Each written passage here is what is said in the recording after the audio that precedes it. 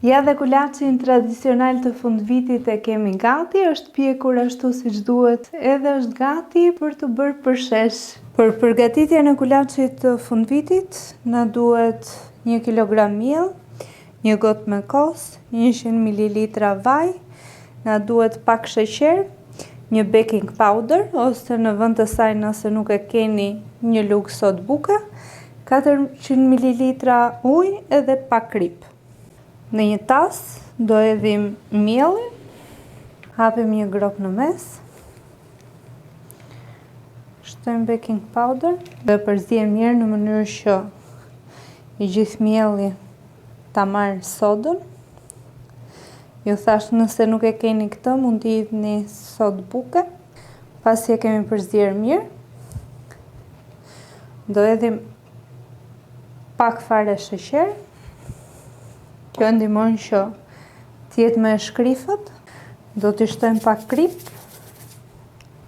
Do e përzihem sërish. Pasi e kemi përzier mirë, do hapim një grop dhe do hedhim 100 ml vaj. Mirë është në fakt ta keni vaj ulliri, por meqense unë e kam porositur edhe s'më ka ardhur ende, po e bëjmë me vaj lule dielli. Do shtojmë edhe kosin.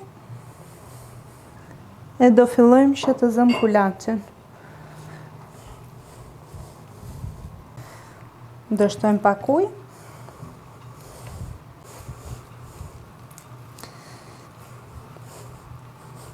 Do hedhim edhe pak fare ujë. Po duhet të bëni kujdes pasi brumi i kulaçit nuk duhet jetë shumë i butë.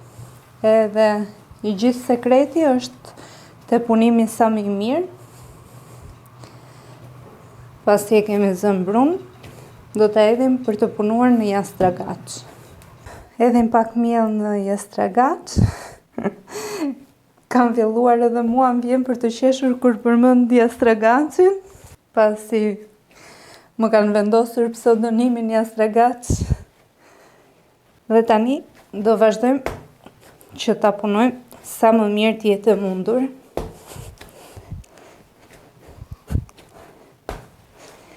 Sa më shumë forcë të ushtroni, aq më mirë është. Brumin do ta punojmë për rreth 10 minuta. Te brumi është i vetmi vend ku duhet të ushtroni dhunë në këtë rast. Pasi e kemi punuar mirë brumin, duket që në sy që është i punuar shumë mirë, pasi ky është sekreti siç e thash edhe më herët. Me ndihmën e një oklaje, do ta hapim pak në bazë të tepsisë që kemi. Te tepsia ku do e pjekim, do hedhim pak miell. Ta pudrosim gjithë tepsinë, nuk i hedhim yndyrë. Hapim pak me dorë, edhe më pas me oklaj. Për më kollaj.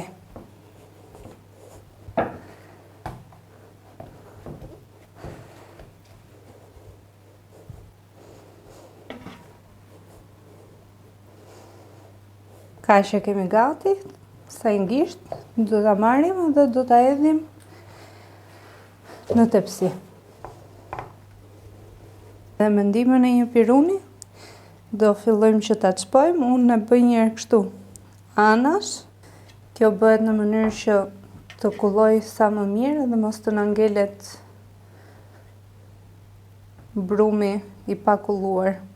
E më pas e çpoj në këtë lloj mënyre.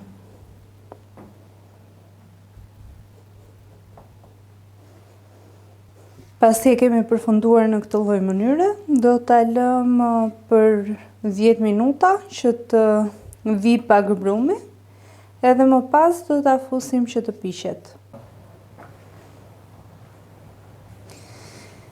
Pasi e kemi lënë të qetësohet për rreth 10 minuta, do ta fusim të piqet në një temperaturë prej 220 gradë për rreth 30-35 minuta.